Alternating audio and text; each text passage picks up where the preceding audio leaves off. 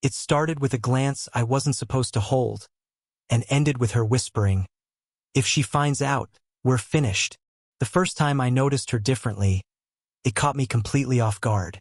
I'd been to my girlfriend's apartment dozens of times, and her older sister had always been there in one way or another, sometimes dropping by, sometimes hosting. She was part of the background of our relationship, an extension of family that I'd always treated with polite respect. But that evening, something shifted. Maybe it was the setting, the glow of warm lamps instead of harsh daylight, the soft murmur of a small gathering instead of the noise of a crowd. Or maybe it was me, tired after a long week, more receptive than usual. Whatever it was, I noticed her. Not in a way I wanted to, not in a way I planned to. But I noticed. She carried herself with a calm confidence that was different from the people my age. She didn't rush her words or fill silences with nervous laughter. When she spoke, it was measured, assured, the kind of voice that could turn an ordinary remark into something worth leaning closer for. She was in her early 40s, but time seemed to have given her a certain grace rather than taken anything away. Her presence had weight, a kind that pulled at me in ways I couldn't quite name. I remember the first physical detail that struck me. The sound of her laugh. It was warmer, lower, with a richness that stayed in the air longer than it should. My girlfriend was across the room, talking animatedly with a friend, and I was just passing through the dining area when her sister reached across the table for a bowl. Our hands brushed, the lightest touch, as I steadied it for her. It should have meant nothing, but my skin remembered it long after the bowl was placed down. The brush of her hand was soft, unhurried, and paired with a quiet thank you that carried more weight than two simple words had any right to. The scent of her perfume lingered faintly when she leaned past me. Subtle, not the kind that announces itself, but the kind you only notice when someone is close enough for it to matter. It wasn't just the fragrance. It was her. The nearness, the unspoken awareness that, for the first time, I was paying attention to her not as my girlfriend's sister, but as a woman. And that realization unsettled me. I tried to shake it off, to laugh at myself for reading too much into an accidental touch. But throughout the night, my eyes found her more often than I wanted them to. The curve of her smile when she was amused. The way she crossed her legs slowly, without needing to think about it. The unguarded way she glanced at me once. Her gaze steady enough to feel deliberate. It was nothing, and yet it was everything. Because in that quiet, ordinary evening, a line had already been drawn. One I hadn't meant to notice, one I wasn't supposed to cross. And my heart, against my will, had already taken a step toward it. It happened again, and this time I couldn't excuse it as coincidence. A week later, I found myself at another gathering at their place. Nothing formal, just a handful of friends and family spread between the living room and kitchen. The kind of evening where conversation overlaps and music hums gently in the background, where everyone seems busy with their own small circles. My girlfriend was across the room, laughing, caught up in a story someone else was telling. That's when her sister sat down beside me. Not directly, not with intention I could point to, but close enough that I felt the warmth of her presence before either of us spoke. It started simply, a shared comment about the food, a quiet observation about how chaotic the evening felt compared to the last one. But as our words flowed back and forth, I realized something unsettling. Talking to her didn't feel like small talk. It felt like slipping into a current, one I hadn't expected but couldn't resist. Her voice was calm, unhurried. Every word seemed to carry a layer beneath the surface, as if she was never just talking about what she was saying. And I found myself listening too closely, watching the way her lips curved around certain words, noticing the small pauses she let hang between thoughts.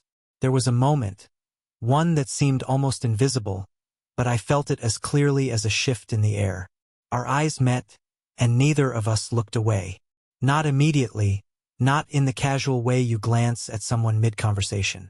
This was different. This was deliberate. The noise around us faded.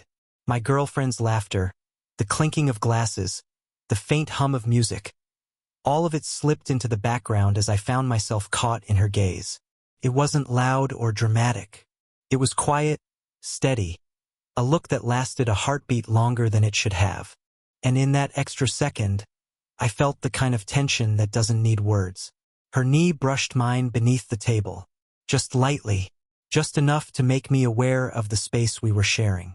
I told myself it was accidental, but neither of us moved.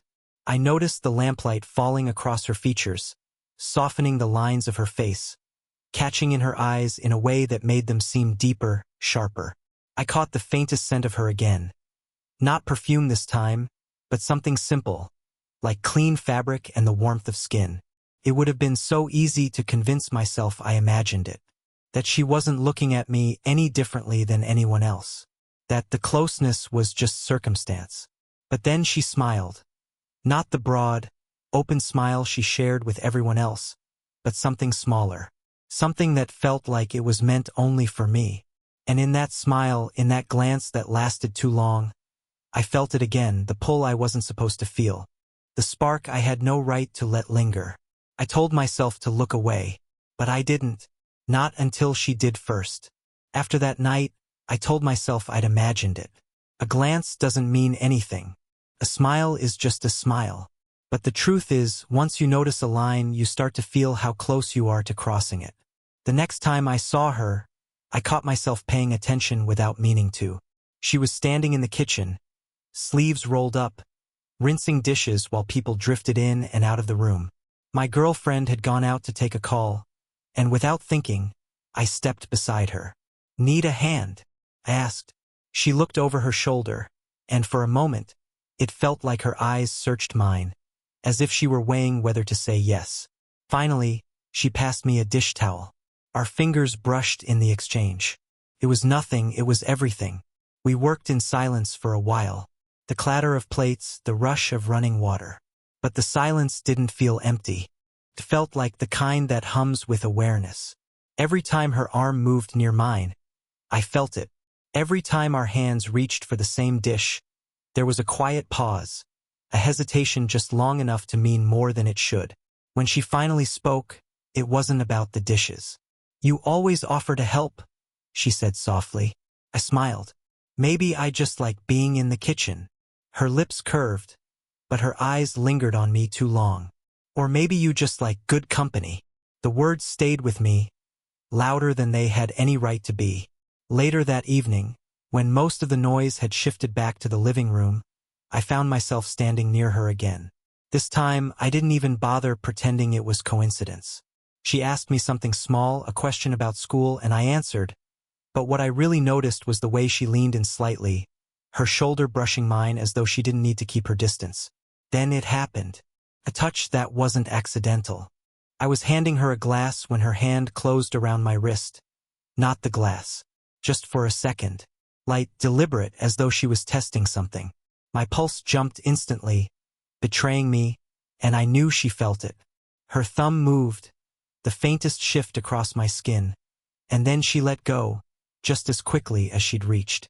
She murmured a thank you, as if it were an ordinary exchange. But nothing about it was ordinary. That night I replayed it over and over.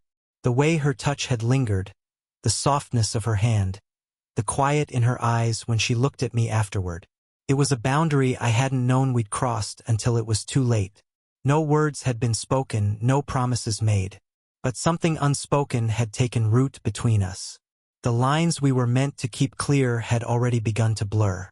I thought maybe we could keep it quiet inside ourselves. That the glances, the subtle touches, the way we sought each other out could stay unspoken, harmless. But things unspoken have a way of growing louder. It was late after another evening together. Most of the guests had already left, and my girlfriend had gone upstairs to grab something before we all headed out. I was in the hallway, putting on my jacket, when I felt a presence behind me. Her. She didn't say anything at first, just stood close enough that I felt the air shift, close enough that my shoulders tensed with awareness. When I turned, she was already looking at me. Eyes sharper than they'd been before, but shadowed too, as if weighed down by something she couldn't ignore. "We can't keep doing this," she said finally. Her voice wasn't angry. It was low, steady, carrying more fear than reprimand. I swallowed, unsure what to say, though my silence probably spoke volumes. She stepped closer, her hand rising to press against my chest. Not hard but firm enough to stop me from moving any nearer. That touch, even though it was meant as a barrier, set my heart racing beneath her palm. I knew she could feel it. If she finds out. She hesitated, eyes flickering as though the words were difficult to release. We're finished. Finished. The word echoed. Finished as in ruined. Finished as in betrayal. Finished as in something we'd never come back from. Her hand stayed there, against me, warm even through the fabric of my shirt. The contradiction tore through me. The very act of stopping me was the most intimate we'd ever been. I could feel the tremor in her fingers, as though part of her didn't want to pull away. I tried to find words, but they caught in my throat. All I could manage was a whisper. You feel it too. Her eyes closed briefly, as if my admission pained her. When they opened again, they were glistening, her composure cracking just enough for me to see the vulnerability underneath. She didn't answer with words, but she didn't need to. The silence told me everything. The hallway around us felt heavy, the soft light overhead casting long shadows. The world seemed to shrink until it was only her hand on my chest, my breath uneven, and the impossible truth pressing between us. Finally, she stepped back, dropping her hand as though it burned her. We can't, she said, firmer this time, as if rehearsing the boundary she needed us both to believe. And just like that, the moment was gone. She turned and walked toward the kitchen, her pace measured but her shoulders tense. I stood frozen, jacket half-zipped, pulse still thundering where her palm had been. Her warning was clear. The danger was real, but so was the pull I felt. Stronger now because she'd given it a voice. For days after her warning, I tried to convince myself that was the end of it, that her words had drawn a line clear enough to stop me from wandering any closer. But warnings don't erase desire. They only make you more aware of the edges you're standing against. The breaking point came quietly, in a moment that seemed harmless at first. It was a rainy evening, the kind that makes the world feel smaller, more intimate. My girlfriend had stepped out briefly to run an errand, leaving me in the living room with her sister. The house was quiet, except for the soft patter of rain against the windows and the occasional creak of wood settling in the walls. She was sitting at the dining table, sorting through a stack of mail. I was on the couch, pretending to scroll through my phone but mostly aware of her presence. Every shift she made, every sigh, every pause, I noticed it all. Can you hand me that pen? She asked without looking up. I rose, crossed the short distance, and placed the pen on the table beside her. But as she reached for it, her fingers grazed mine. Deliberately or not, I couldn't tell. This time, neither of us pulled away. Her hand lingered against mine, still and warm, the pen forgotten between us. I looked at her, and she finally lifted her gaze to meet mine. The silence in that moment was so heavy it felt like the whole house was holding its breath. Her eyes were softer than I'd ever seen them, filled with something unguarded. Vulnerability, longing, maybe even fear. I felt my pulse thunder in my chest, my breath catch in my throat. Neither of us moved, and then, almost against her will, she shifted closer, leaning just slightly across the table. A strand of hair slipped forward, brushing her cheek. I reached out, almost without thinking, and tucked it gently behind her ear. My fingertips barely touched her skin, but the sensation seared through me. Her lips parted, as if to speak, but no words came. Instead, her hand closed fully around mine, fingers tightening in a way that felt like surrender. We sat there, bound by a touch that said more than either of us could admit. The rain outside grew louder, drumming steadily, and I could hear the uneven rhythm of our breaths in the quiet. For a heartbeat, I thought we'd crossed the line.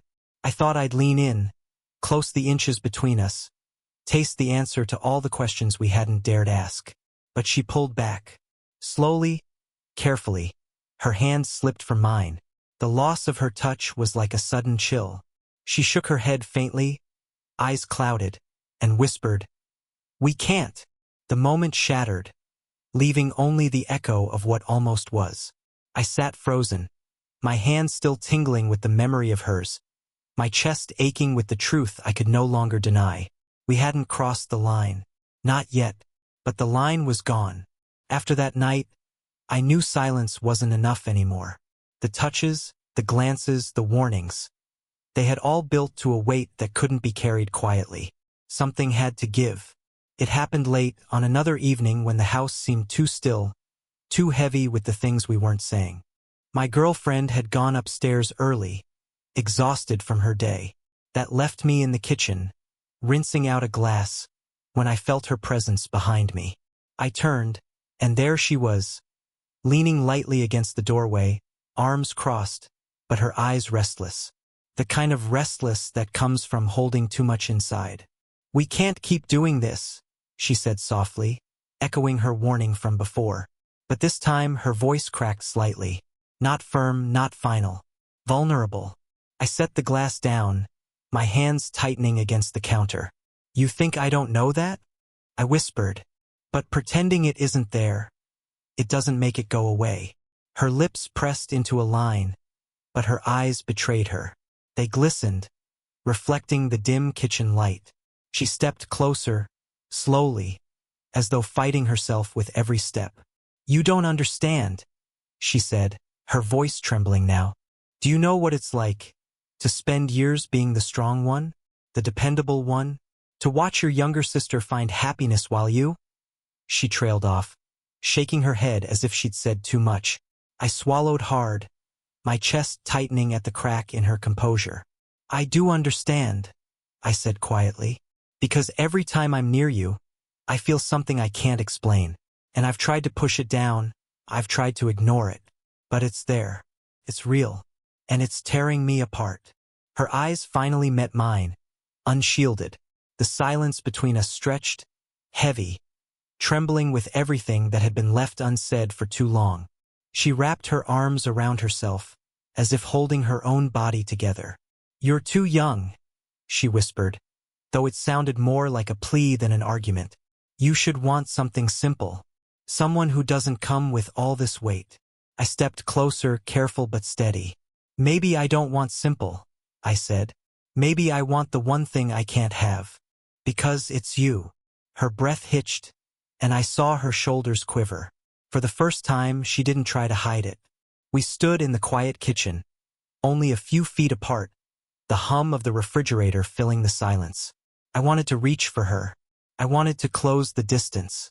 But instead, I just let the truth hang in the air between us, undeniable now, impossible to take back. Her hands dropped to her sides, fingers trembling. "Then we're both fools," she said finally, her voice breaking. "Because I feel it too." And with those words, the choice was made, not to act, not to confess further, but to finally acknowledge what had been burning beneath the surface. We hadn't stepped across the final boundary, but we had destroyed the illusion of distance. And once spoken, the truth could never be unsaid. The night of the confession hung over me like a shadow. Once the truth had been spoken aloud, there was no way to return to what things had been before. We hadn't kissed. We hadn't broken any vows. But somehow, admitting what we felt made the silence between us louder than ever. Days passed, and I tried to act normal around my girlfriend. I laughed when I was supposed to, joined her in her routines, but inside I carried a secret that pressed against my chest like a stone. Every time I was in the same room as her sister, I felt it. The invisible tether, the pull we had both admitted but promised not to follow. It came to a head on a quiet evening. We found ourselves alone again, not by design but by chance. My girlfriend had stepped out to meet a friend, leaving the two of us in the living room. She sat by the window, the faint glow of a street lamp spilling across her face. I sat on the other end of the couch, but the distance between us felt fragile, temporary. For a long time, neither of us spoke. The rain had returned, tapping gently against the glass. Finally, she broke the silence. "This can't go on," she said softly, her voice steady but low, as though afraid of being overheard in an empty house. I nodded, though the words tightened something deep in me. "I know." Her gaze lifted to mine. There was no anger in her eyes, no accusation. Only sorrow, and something deeper. A tenderness that made the choice even harder. She shifted closer, just enough to close half the space between us, and then stopped. "I'll never forget this," she whispered. The confession hit me harder than I expected. My throat tightened, my hands curling into fists against my knees. "Neither will I," I said, my voice almost breaking. For a moment, she reached up, her hand trembling as it rose toward me. When her palm cupped my cheek, everything inside me stilled. The warmth of her touch, the softness of her skin, the way her thumb brushed lightly against my face. It was the most intimate moment we had ever shared, and it was also the last. Her eyes shimmered in the dim light, and for an instant I thought she might lean in, close the final inches that had haunted us for weeks. But instead, she held me there, her hand resting gently, her gaze steady. Then she whispered, "We'll both carry this, but it can't exist." The words were final, quiet, but resolute. She lowered her hand slowly, as though letting go of something fragile, and stood. Without another glance, she walked toward the hallway, her figure dissolving into shadow as she disappeared into her room. I sat frozen, my cheek still tingling where her hand had been. The silence pressed in, heavy and absolute. We hadn't crossed the line, but the truth was that we already had, in ways no one would ever see, in ways that would linger long after the night ended. And as the rain continued outside, I realized this wasn't the kind of story that gave you what you wanted. It was the kind that stayed with you, haunting in its restraint, shaping you by what it denied. She was gone, but the connection would never leave me. If this story moved you, let me know in the comments below.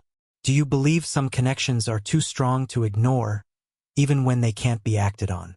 Don't forget to like this video and subscribe if you'd like to hear more stories like this one.